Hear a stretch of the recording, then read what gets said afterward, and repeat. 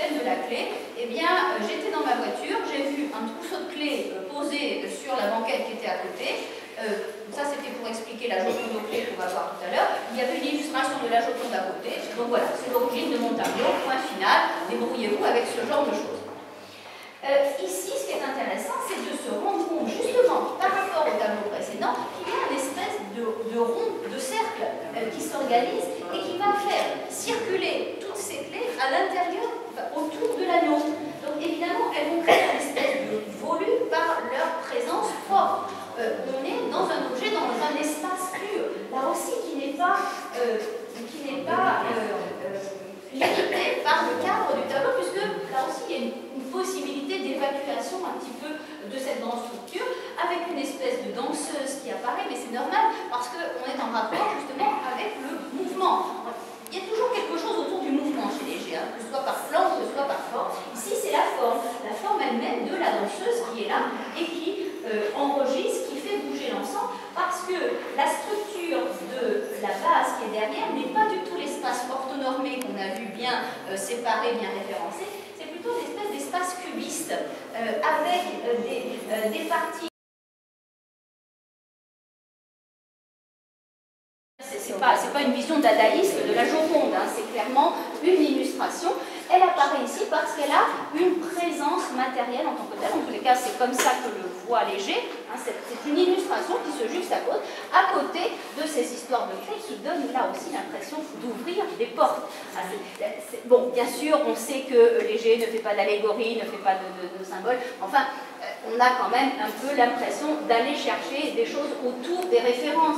Je parlais du modèle classique en plâtre qu'on a vu tout à l'heure. La Joconde, c'est quand même une référence classique, même si elle est traitée avec un ton vert, qui est évidemment une référence à d'autres traitements comme les fauves, par exemple, dans les années 1905-1906. Enfin, même si on enlève cette représentation de la base, c'est quand même la Joconde en tant que telle, donc une référence à l'histoire de l'art. Donc la clé qui ouvre donne aussi une référence à quelque chose qui est plus profondément ancré. Et je disais que là aussi, Léger a cette particularité de se définir comme avant-gardiste, tout en étant quelqu'un de relativement classique dans sa façon de faire. Donc là aussi, il y a un jeu, on va dire, en quelque sorte, outre tout le reste, dont on a parlé, donc la forme des ronds qui s'enchevêtrent, bien évidemment la partie très plastique de l'élément. Rien n'est laissé au hasard, on est bien d'accord, on n'est pas dans le surréalisme qui juxtapose des choses sans raison. Là, ça a une raison, et c'est une raison plastique. L'anneau de clé, d'ailleurs, si vous regardez bien, il est assez complexe, cet anneau de clé. Il y a plusieurs anneaux qui s'imbriquent les uns dans les autres, va faire référence au grand anneau que vous avez derrière, qui renvoie aussi à cette forme de dynamisme, à cette forme ronde. De façon générale, Léger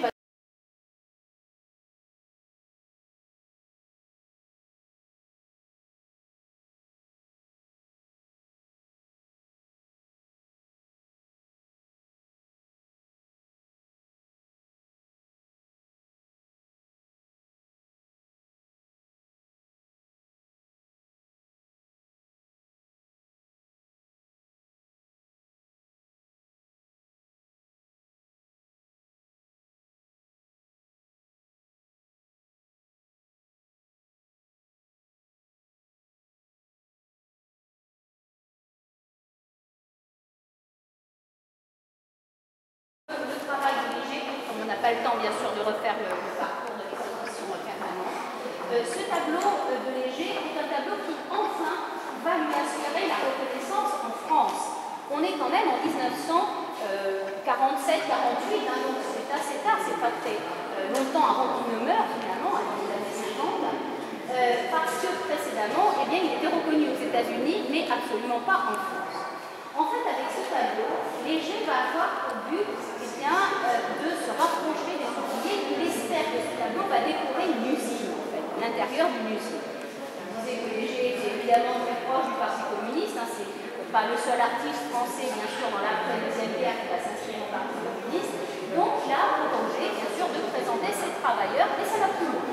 Parce que ce que vous avez ici, bien sûr, à la base, c'est une construction, la construction d'un pylône. Là aussi, c'est Léger qui nous l'écrit. Il se promène dans une vallée, il voit des ouvriers en train de monter un pylône, et donc c'est ce qu'il va représenter ici. Mais au-delà de ce pylône, il y a évidemment une perspective beaucoup plus importante, parce que vous remarquez déjà à la base que la structure globale de ce pylône est extrêmement intéressante, très verticale. On a en fait plus une impression de gratte-ciel que de pylône. Et on se rappelle que c'est bien sûr... que c'est un mouvement où Léger revient des États-Unis et il a vu évidemment la construction de ces fameux gratte-ciels.